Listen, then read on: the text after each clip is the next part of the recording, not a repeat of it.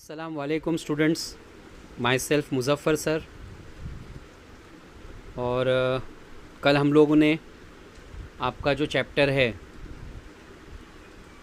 Olympic वर्तुळाचा गोफ, ये chapter हम लोगों ने कल कंप्लीट किए थे। आई होप वो चैप्टर आपको समझ में आया है, उसकी कृति की आप प्रैक्टिस कर रहे हो। वर्कबुक में प्रैक्टिस करो, पेंसिल से प्रैक्टिस करो। 7 चैप्टर जो है दिव्याच्या शोधामागचा दिव्य, ये चैप्टर आप लोग का कट हुआ है, इसलिए हम लोग चैप्टर नंबर 8 पे आए हैं। चैप्टर नंबर 8 जो है सखो आजी। देखो, अगर ये चैप्टर का मैं थोड़ा सा आपको लेंथ बता दूं, अगर आप देखोगे स्क्रीन पर तो ये फर्स्ट पेज, फिर उसके बाद में ये सेकेंड पेज, और उसके बाद में ये थर्ड पेज का थोड़ा सा पार्ट है।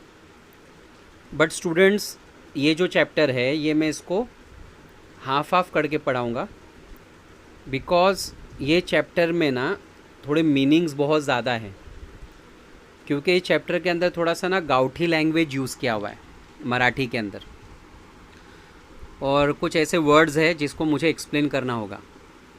तो आप पेंसिल लेके बैठिए, अगर टेक्स्ट बुक है सामने तो मीनिंग लिखिए, या तो फिर नोटबुक में आप मीनिंग लिखिए। मीनिंग लिखना बहुत ज़रूरी है चैप्टर का, नहीं तो ये आपको चैप्टर बिल्कुल भी नहीं समझेगा। तो चलिए शुरू करते हैं हम लोग। सखो आजी। आजी का मतलब होता है ग्रैनी, ग्रैंड मदर। और सखो जो है ना, Sakho it's a name of grandmother, मतलब वो जो ग्रैनी थी उसका नाम था सखो। अब अगर मैं बात करूँ तो ये जो चैप्टर है, ये चैप्टर सखो आजी के बारे में है, एक ऐसे ग्रैनी के बारे में जो पूरे गांव में, मतलब पूरे गांव में घूमती है, सबसे मिलती है, और पूरे गांव के जो लोग हैं ना इसको सखो आजी कहते हैं। मतलब ये पूरे गांव के लिए आजी है, पूरी गांव की ये ग्रैनी है। कभी कभी ऐसा होता है ना, हमारे एरिया में, हमारे बिल्डिंग में कोई एज्ड पर्सन अगर होता है तो हम उसको जैसा कि अंकल या दादा या नाना कहते हैं, तो वो पर्टिकुलर एरिया के लोग सब उनको उसी नाम से पुकारते हैं। तो ये सखो आजी इस गांव के एक फेमस पर्सनालिटी है। कोई भी अच्छा बुरा काम हो, शादी हो या किसी की मौत हो गई हो घर में, तो सब वक्त में सखो आजी वहाँ पर प्रेजेंट रहती है। तो हम इस चैप्टर में सखो आजी के बारे में पढ़ेंगे। पहले इसका परिचय हम लोग देख लेते हैं। राजन गवस इसके राइटर हैं। सेकेंड पैराग्राफ परिचय का, ऊपर से 4th लाइन। प्रस्तुत पाठात, इन दिस चॅप्टर, सखो आजीच्या मनातील, सखो आजी के मन की जुन्या नव्या जीवन मूल्यांविषयीचे भान, जुन्या नव्या, जुन्या मतलब ओल्ड, नव्या मतलब न्यू, जीवन मूल्यांविषयीचे भान, जीवन मूल्य, जीवन मतलब लाइफ, मूल्य मतलब जो हमारे ज़िंदगी के जो एथिक्स होते हैं, जो वैल्यूज़ होती है हमारी ज़िंदगी की, ओके, उसको कहते हैं जीवन मूल्य। जीवन मूल्यांविषयीचे भान, भान मतलब जैसा कि होश जिसको हम कहते हैं, या इसमें हम कह सकते हैं कि रियलिटी, तिची प्रगतिशील दृष्टि, प्रगतिशील दृष्टि, प्रगतिशील मतलब प्रोग्रेसिव, दृष्टि मतलब नज़र, यानी ये सखो आजी के बारे में कह रहे हैं। पुराने नवे जो हमारे वैल्यूज़ है उसका उसको होश है, और उसका जो पॉइंट ऑफ व्यू है ना वो प्रोग्रेसिव है, मतलब वो पुराने ज़माने के हिसाब से नहीं चल रही है। वो गांव के लोगों को समझाती है कि अब नए ज़माने के हिसाब से चलो। निर्णय क्षमता, निर्णय मतलब डिसीज़न, क्षमता, डिसीज़न टेकिंग कैपेबिलिटी, यानी सखो आजी की एक बात थी, एक पॉजिटिवनेस था उनके अंदर कि वो डिसीज़न लेने में बहुत एक्सपर्ट थी करके, तो गांव के लोग उसको बहुत रिस्पेक्ट देते थे कि वो डिसीज़न बहुत अच्छा लेती थी। माणसांवरचे प्रेम, लोगों से प्यार, अतिशय सहजतेने, अतिशय मतलब वेरी मच, सहजतेने मतलब एकदम फॉर्मली, एकदम नॉर्मली, व ओघवत्या शैलीत और एक कंटिन्यूअस स्किल में लेखकाने वर्णन केले आहे, तो राइटरने उस सखुआजी को डिस्क्राइब किया है। चलिए चैप्टर शुरू कर रहे हैं। ध्यान देना मीनिंग्स पे, जैसे मैंने आपको शुरुआत में बताया, मीनिंग्स पे ध्यान देना। सखुआजी परवा वारली। सखुआजी परवा, परवा मतलब डे बिफोर यस्टरडे। सखुआजी परवा वारली यानी परसों उसकी डेथ हो गई सखुआजी की। वारली मतलब मर जाना, डेथ होना। ही गोष्ट, ये जो न्यूज़ है, ये जो बात है, कदाचित मे बी सांगण्या इतपत महत्त्वाची नसेल। सांगण्या इतपत यानी कहने के लायक, महत्त्वाची नसेल, महत्त्वाची मतलब इम्पॉर्टेंट नहीं होगी। तो राइटर पे क्या कह रहा है कि अ डे बिफोर यस्टरडे सखुआजी की डेथ हुई। ये न्यूज़ बोलने के लिए इतनी इम्पॉर्टेंट नहीं होगी, कारण आपण, बिकॉज हम कितीतरी मृत्यू, कितनी मृत्यू मतलब डेथ, अरे दूर रोज़ अनुभवत असतो। अनुभवत असतो मतलब एक्सपीरियंस करना। तो राइटर यहाँ पे क्या कह रहा है, क्योंकि हम रोज़ कितने लोगों की मौत के बारे में सुनते हैं। कई बार हमारे सामने न्यूज़ आती है ना कि किसी XYZ पर्सन की डेथ हो गई, तो हम लोग कई लोगों की मौत की खबर सुनते रहते हैं।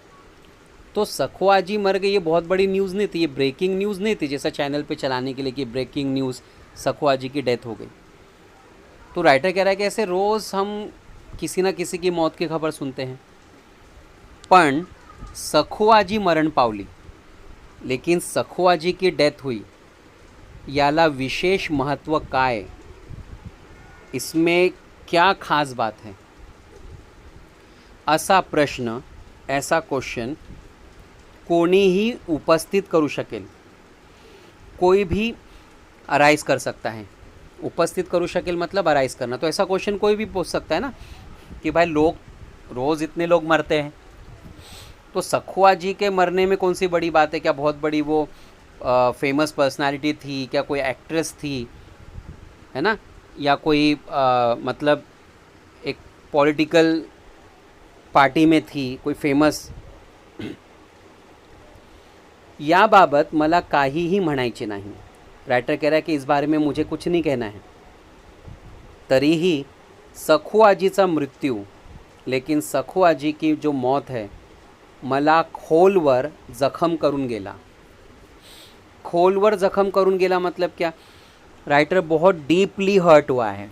खोलवर जखम करून गेला का मतलब लिखो डीपली हर्ट। तो राइटर जो है ना, वो कह रहा है कि मैं बहुत डीपली हर्ट हुआ हूँ, मुझे बहुत ही बुरा लगा क्योंकि सखुआजी की डेथ हुई। कोई कुछ भी कहे, राइटर बोल रहा है, मुझे फ़र्क नहीं पड़ता, बट मुझे बहुत बुरा लगा। आपलं असं काही हरवलं मतलब मेरा कुछ हो गया है, असं मला आजही वाटतं है। राइटर कहता है कि आज भी मैं फील करता हूँ कि मेरा कोई अपना खो गया है। देखो सखुआजी का मैंने शुरुआत में बताया, पूरे गांव के लोग उनको मानते थे। राइटर कह रहा है कि उनके जाने से मुझे तो हर्ट हुआ है, बहुत हर्ट हुआ है। आज भी मुझे ऐसा लगता है कि कोई अपना चले गया है।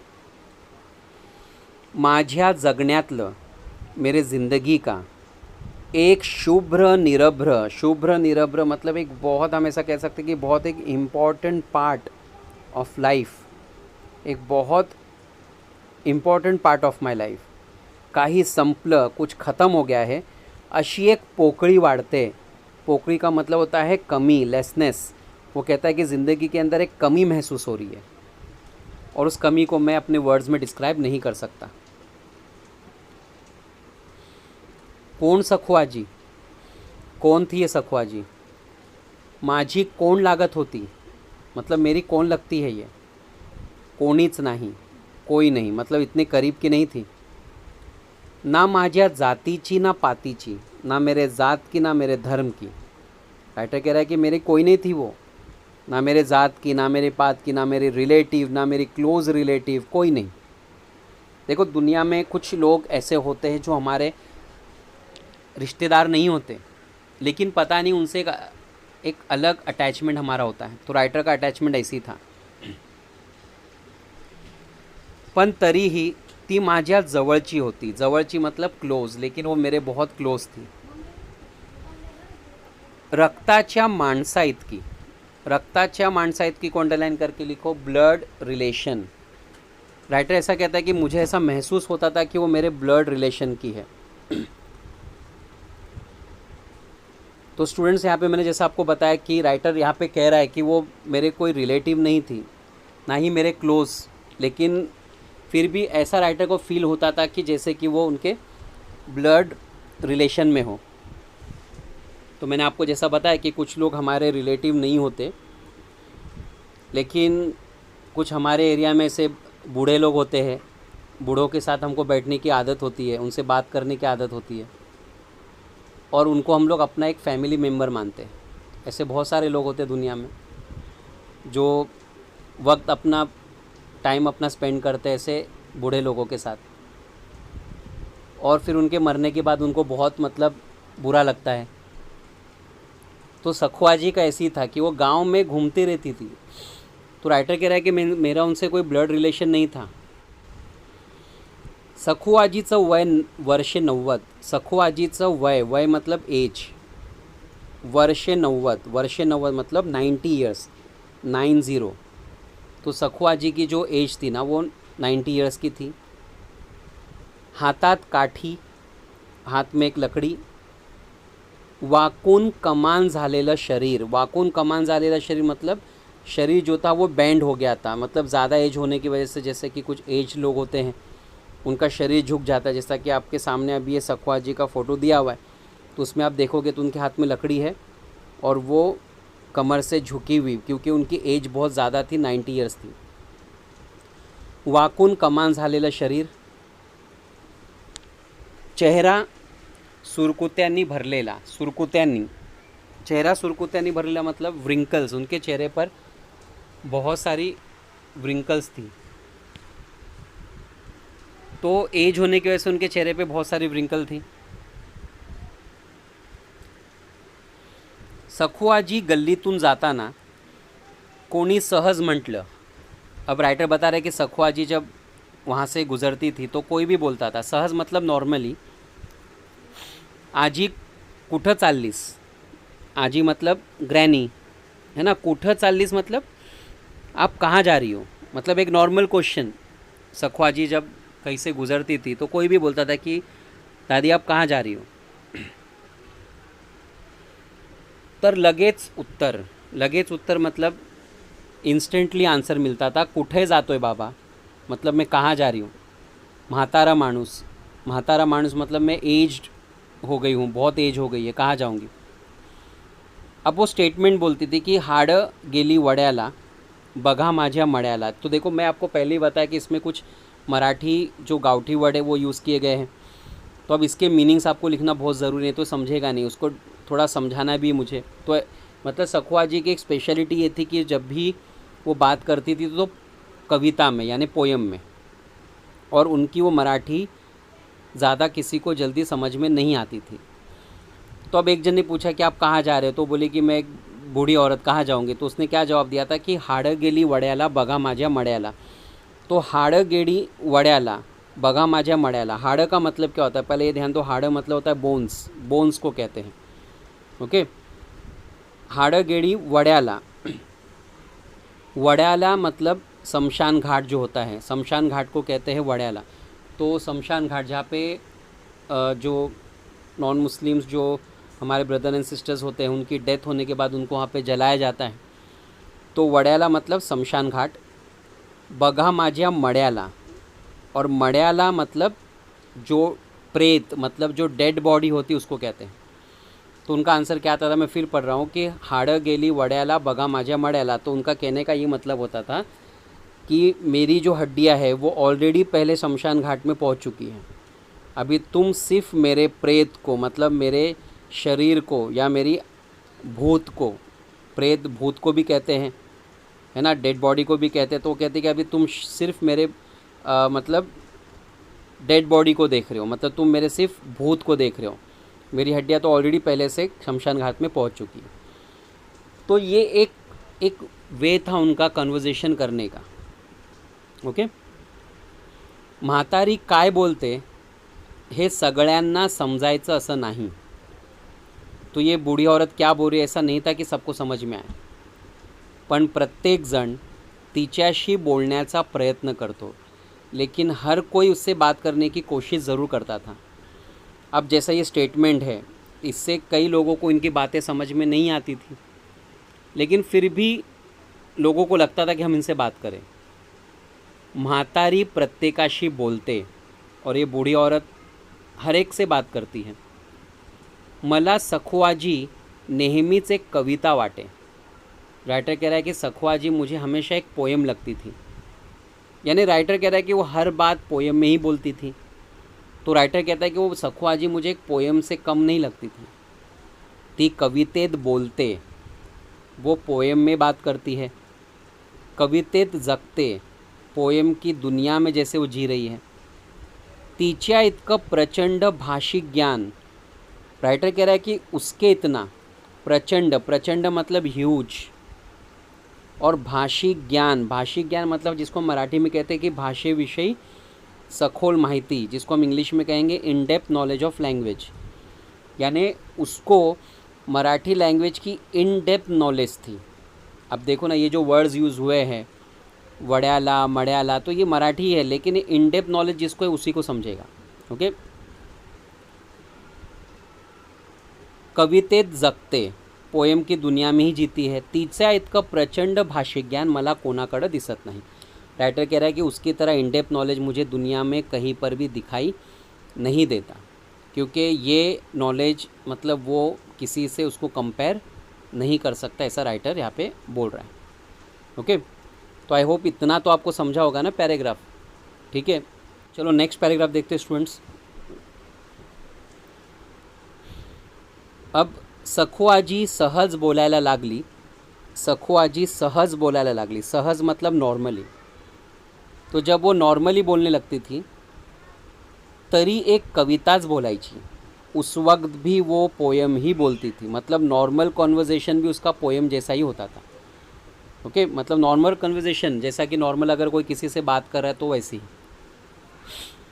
म्हणजे कुणी म्हटलं, जैसा राइटर एग्जाम्पल दे रहा है कि अगर किसी ने बोला म्हातारी गप्प घरात बसायचं सोडून, कोई बोलता था अरे म्हातारी, म्हातारी मतलब जैसा नॉर्मली एक तरीका होता है मराठी में कहने का, एक बूढ़ी, गप्प घरात बसायचं सोडून, गप्प मतलब चुपचाप, चुपचाप घर में बैठने का छोड़कर कुठं निघालीस मरायला, कहाँ निकली हो मरने, मतलब कोई ऐसा मजाक से भी बोलता था कि अरे बूढ़ी घर में बैठना, क्यों बाहर भटक रही है। तर ती लगेच म्हणायची, तो वो आंसर फिर पोएम में देती थी। क्या बोलती थी, मरण लोकाला शरण दिक्काला। मरण, मरण मतलब मृत्यु, मतलब मौत, लोकाला मतलब पीपल्स, लोगों को, शरण दिक्काला, शरण, शरण मतलब जो चिता के ऊपर जो आत्मा, मतलब चिता के ऊपर लिटाने के बाद, जलाने के बाद जो आत्मा निकलती है उसको कहते हैं शरण। और दिक्काला, दिक्काला मतलब कहते हैं हम आसमान को। तो इसका मतलब क्या बोलती थी वो, मरण लोकाला शरण दिक्काला। तो लोग बोलते थे कि यहाँ भटक रही क्यों, घर में बैठ, तो क्या बोलती थी, मरण लोकाला शरण दिक्काला, मतलब लोगों को सिर्फ मौत दिखाई देती है, लेकिन चिता के ऊपर की आत्मा जो है ना वो कब का कब आसमान में पहुंच जाती है। फिर आगे वो क्या कहती थी, माझं कपाळ भरलं आभाळ, माझं कपाळ भरलं आभाळ। देखो कपाळ कहते हैं फोरहेड को, माझं मतलब माय, और आभाळ कहते हैं कि जैसा आसमान को, क्लाउड को, जो बारिश का क्लाउड होता है। तो क्या कहते थे कि माझं कपाळ भरलं आभाळ, यानी जिस तरह से बारिश से आसमान भरा रहता है, वैसे माझं कपाळ मतलब मेरा फोरहेड, मतलब मेरा ऐसा ही नसीब है, मतलब मेरा नसीब भी उसी तरह है। स्टूडेंट देखो, कंफ्यूज नहीं होना चीज़ों को लेकर, इसके रिलेटेड कोई क्वेश्चन नहीं आता, बट ये समझना ज़रूरी है कि वो क्या बात करती थी लोगों के साथ। ओके, मरलं माणूस झिजलं कानूस, मरलं माणूस मतलब आदमी मर गया, इंसान मर गया। झिजलं कानूस, कानूस किसको कहते हैं, जो कणस होता है, कणस मतलब जैसा कि कॉर्न जो भुट्टा होता है, उसी तरह जवार का एक कॉर्न निकलता है पहले। तो क्या कहते थे कि मरलं माणूस झिजलं कानूस, मतलब इंसान जो है वो मतलब मरा हुआ इंसान जो है ना, वो कणस की तरह, मतलब उस कॉर्न की तरह होता है, सूखा हुआ। म्हातारी नवसाची भरून उरायची। वो कहती थी कि म्हातारी, म्हातारी मतलब सखो अपने आप को कहती थी। वो कहती कि ये जो तुम्हारी आजी है ये बूढ़ी है, ये अब नवसाची मतलब वो अपने आप को कहती है नवसानी, मतलब तुमको बहुत किस्मत से मैं मिली हूँ। नवसानी मतलब इसको कहते हैं कि किस्मत से मिलना, मतलब वो खुद अपनी तारीफ़ करती थी। वो कहते हैं कि ये बूढ़ी औरत तुम्हारे इस गांव को बहुत नसीब से मिली है। भरून उरायची, और वो कहते थे कि उसका जो एग्जिस्टेंस है ये पूरे गांव में है, मतलब उसका घूमना फिरना पूरे गांव में है ना। तो आई होप इतना आपको समझा होगा ये, क्योंकि उसका एक सवाल यही था कि तू कहाँ भटक रही, तो उसने पूरी पोएम पढ़ के सुना दी। फाइनली मतलब सखुआ जी को ये कहना था कि मैं बूढ़ी हूँ, तुम लोग लकी हो कि मैं आप लोग को इस गांव में मिली, और मैं पूरे गांव में घूमती क्योंकि पूरा गांव मेरा ही है। ओके, हे सगळं ती जुळवून बोलायची असं नाही। राइटर कह रहा है कि ये सब वो जोड़ जोड़ कर बोलती थी, राइम्स बनाती थी, ऐसा नहीं था कि जो मुंह में आ बोलती। पण ती बोलायला लागली जब वो बोलती थी की आपोआप तिच्या तोंडातून ते बाहेर यायचं, अपने आप जैसे वो पोएम उसके मुंह से आती थी। तिच्याशी बोलताना एक अवर्णनीय आनंद मिळायचा। अवर्णनीय आनंद, अवर्णनीय आनंद का मतलब लिखो अनएक्सप्लेन हैप्पीनेस। अवर्णनीय मतलब अनडिस्क्राइबेबल, यानी जिसको हम डिस्क्राइब नहीं कर सकते। आनंद मतलब हैप्पीनेस। राइटर कहता है कि मुझे तो उसके साथ बात करने में एक ऐसी खुशी मिलती थी जिसको मैं एक्सप्लेन नहीं कर सकता। लहानपणी शाळेला जाता जाता, राइटर कह रहा है कि बचपन में स्कूल जाते जाते आजी आम्हाला गोळा करून बसायची, और ये ग्रैनी हमें सबको जमा करके बैठती थी जब राइटर कहता है कि हम छोटे थे। शेतातल्या देवाच्या गोष्टी सांगायची। शेतातल्या देवाच्या यानी वो फार्म के गॉड की स्टोरी सुनाती थी वो। मतलब राइटर बचपन की बात कह रहा है। वो कहता है कि जब हम छोटे थे स्कूल जाते थे तो ये रास्ते में मिलती थी हमको, हम इसको घेर के बैठते थे, ये हमें खेत के मतलब गॉड की स्टोरी सुनाती थी। आजीची गोष्ट कधी कधी आठवडा चालायची। और राइटर कह रहा है कि ग्रैनी की स्टोरी कभी कभी आठवडा मतलब एक हफ्ते, मतलब एक हफ्ते वो स्टोरी सुनाती रहती थी। स्टोरी ख़त्म नहीं होती थी, एक हफ्ता चलती थी। देखो हम लोग अपने ग्रैंड पेरेंट्स से, अपने ग्रैंड मदर से खास करके हम लोग स्टोरी सुनते हैं। अब वो तो टाइम अब नहीं रहा है। पहले एक टाइम था कि बच्चे अपने ग्रैंड पेरेंट्स से स्टोरी सुनते थे बेड टाइम पर, बेड स्टोरीज़। बट अभी सब नहीं, अभी मोबाइल फ़ोन है, हम मोबाइल में ही बिज़ी रहते हैं, है ना। तो अभी बच्चों को अगर कोई स्टोरी सुनाएगा तो ध्यान भी नहीं देते। तो राइटर कह रहा है कि एक हफ्ते तक वो स्टोरी चलती थी। शाळे जाताना काही वेळ, स्कूल को जाते वक्त कुछ टाइम, शाळेहून येताना काही वेळ, और स्कूल से वापस आते वक्त कुछ टाइम। असा तो ठरलेला कार्यक्रम असायचा। ऐसा वो ठरलेला कार्यक्रम, ठरलेला कार्यक्रम मतलब ऐसा वो डिसाइडेड प्रोग्राम रहता था। मतलब राइटर क्या बताता कि स्कूल जाने से पहले कुछ वक्त हमारे पास रहता था, तो उस वक्त ये ग्रैनी हमको कुछ स्टोरी सुनाती थी, फिर स्कूल से आते टाइम हम लोग थोड़ा देर उनके पास बैठते थे। तो ऐसा ये डिसाइडेड प्रोग्राम था। एकदा आजीनं, देखो राइटर ने एक स्टोरी यहाँ पर मेंशन की है कि एकदा आजीनं एक गोष्ट सहज सुरू केली, और एक बार ग्रैनी ने मतलब सखो आजी ने एक स्टोरी सुनाना शुरू की आणि संपवली, उसको एंड की। पण ती माझ्या मनात, राइटर कह रहा है कि लेकिन वो जो स्टोरी है वो मेरे मन में दीर्घकाळ रेंगाळली। दीर्घकाळ मतलब जिसको हम कह सकते हैं बहुत दिन तक, काफ़ी दिनों तक, है ना।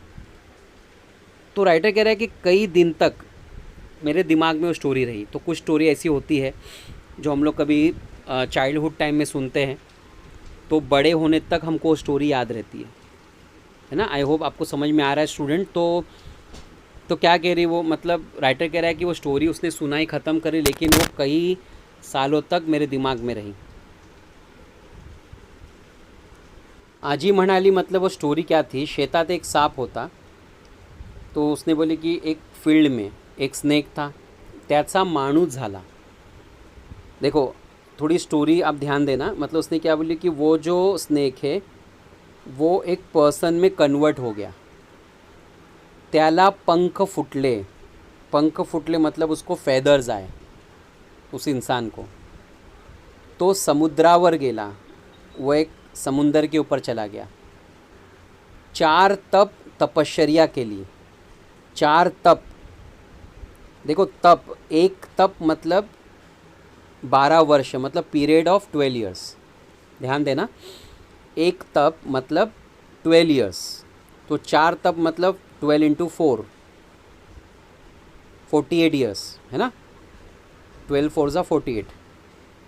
4 तप तपश्चर्या के लिए. और उस आदमी ने 48 ईयर्स तक तपश्चर्या की. तपश्चर्या आप लोग समझते हो ना. तपश्चर्या मतलब तपाचरण करने, जैसा मराठी में कहते हैं. इसको इंग्लिश में कहते हैं पेनेंस, यानी तपश्चर्या करना गॉड की. जैसा प्रेयर में साधु लोग तपश्चर्या करते हैं कई कई साल तक. परत आला, 48 ईयर्स के बाद वापस आया. त्याचा बैल झाला. अब वो एक बैल में कन्वर्ट हो गया. देखो आप सोचो, आप स्टोरी. सांप कन्वर्ट हो गया पर्सन में, उसको पंख आए, समुंदर पे गया, 48 ईयर्स तक तपश्चर्या किया, वापस आया, उसका बैल बन गया. खांदा मळला. अब खांदा मळला. खांदा मळला, नांगर जुंपला. खांदा मळला, नांगर जुंपला. तो खांदा मळला, नांगर जुंपला मतलब क्या. देखो आपको पता होगा ये एक फार्मिंग है. एक औज़ार होता है जिसको प्लॉग कहते हैं. तो खेती में प्लॉगिंग करते हैं ना, जब उसके लिए प्लॉग इस्तेमाल होता है ना. तो खांदा मळला, नांगर जुंपला, और उस बैल के कांधे पर नांगर मतलब प्लॉग लगाया गया. खेती में प्लॉगिंग होती है ना, जिसको हम हिंदी में कहते हैं हल. फाड़ाला नागिन डसली.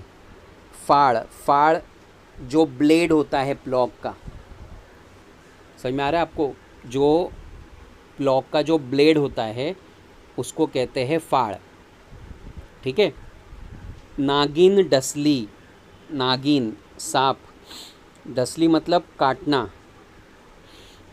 ओके. बैलाची दातखोड़ी बसली. दातखोड़ी बसने मतलब हम जैसा जॉज जो होते हैं ना हमारे जबड़ा, वो पेन की वजह से लॉक हो जाता है. कभी कभी ऐसा होता है. एक ट्रॉमा, एक तरह का ट्रॉमा है. यानी जॉज जो हमारे ना जबड़े वो लॉक हो जाते हैं एकदम. यानी अब फॉर एग्जांपल अगर बोलूँ, कभी कभी हमको इतनी ठंडी लगती है कि हमारे जॉज देखो बंद हो जाते हैं, मुंह से एक वर्ड नहीं निकलता. तो उसको कहते हैं दातखोड़ी बसने. नांगराची नदी झाली. अब वो जो नांगर है, वो जो हल है, वो जो प्लॉग है, वो नदी बन गई. बैलाला आंघोळ घातली. बैलाला आंघोळ घातली मतलब, और वो बैल को मतलब बात कराया गया, मतलब उसको नहलाया गया.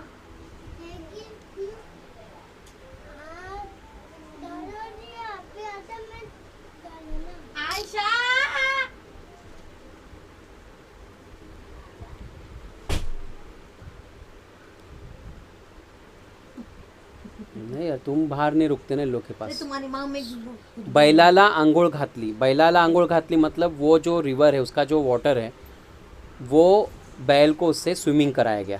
ओके. तो अब इस तरह से वो स्टोरी ऐसी थी कि मतलब वो एक चीज़ में होती गई. त्याचा साप झाला. अब फिर वो सांप बन गया.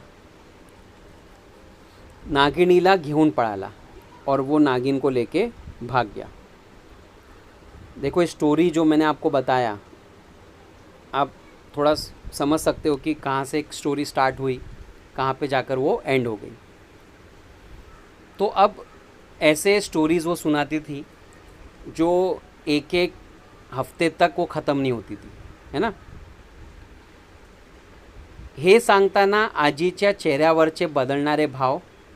और जब वो स्टोरी सुनाती थी तो वो ग्रैनी के फेस पर जो चेंजिंग जो एक्सप्रेशन्स है, हातांच्या हालचाली और उनके हँड्स मुवमेंट, या साऱ्यातून हे सारं आपल्यासमोर घडत आहे और ये सब चीज़ें अपने साथ हो रही है, आपण पाहत आहोत, मैं अपनी आँखों से देख रहा हूँ, असं वाटून अंगावर शहारे यायचे. ऐसा फील होकर अंगावर शहारे येणे. अंगावर शहारे येणे मतलब क्या? मतलब गूज़बम्स होना, यानी जैसे कि ठंडी में हम लोग काँपने लगते हैं, है ना. तो मतलब यहाँ पे राइटर क्या बता रहा है कि इतनी रियल मतलब वो स्टोरी लगती थी कि ऐसा लगता था कि मतलब ये सब चीज़ें हमारे सामने हो रही है. मतलब वो एकदम एक्सप्रेशंस, हँड्स मुवमेंट ऐसा. ही गोष्ट ऐकल्यावर कित्येक दिवस, ये स्टोरी सुनने के बाद राइटर कह रहा है कि कितने दिन तक ही गोष्ट माझ्या स्वप्नात जशीच्या तशी घडायची. और राइटर कह रहा है कि मैं उसको अपने ड्रीम में देखता था बचपन में. बैल अंघोळ करायला लागला, जैसे बैल नहाता था कि डोळे टक्क उघडे पडायचे, आंखें खुल जाती थी, तिथून झोपच लागायची नाही, फिर वहाँ से नींद ही नहीं आती थी, इतना हम लोग डर जाते थे.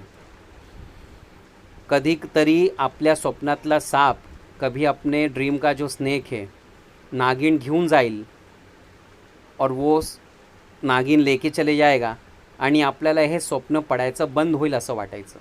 और ऐसा लगता था कि ये ड्रीम्स आना मेरे बंद हो जाएंगे. पण कैक वर्षात असं कधी घडलं नहीं. कैक वर्षात मतलब सेवरल मेनी ईयर्स, कई साल तक ऐसा कुछ भी नहीं हुआ. तो स्टूडेंट्स, मैं ये चैप्टर को यहीं पे स्टॉप कर रहा हूँ, ओके, क्योंकि इसके देखो आगे का जो है ना पार्ट, वो हम लोग नेक्स्ट लेक्चर में हम लोग फिनिश कर देंगे.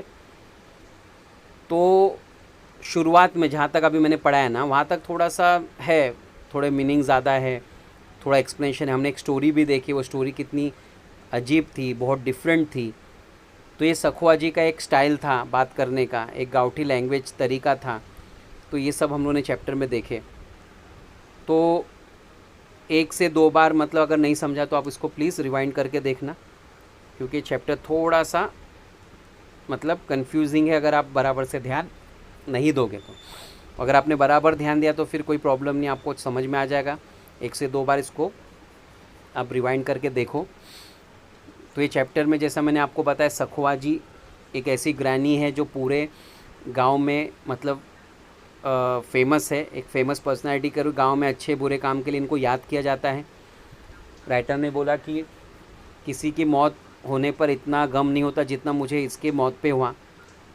बहुत डीपली हर्ट हुआ वो.